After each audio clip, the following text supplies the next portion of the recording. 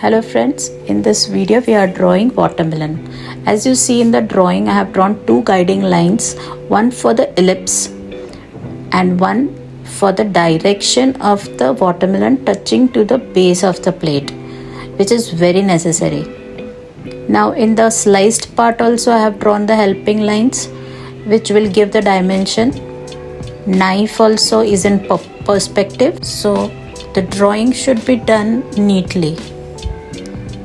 While painting for watermelon, the green which I have used is sap green plus lemon yellow, chrome yellow, and for the red part of the watermelon is crimson red, scarlet red, and for the dark tone I have mixed little green. The shadows I have mixed blue. So these colors will help you to give the depth and light and the dimension to the object. Watch the video till the end to practice along with me step by step. And if you like this video, share, like and comment.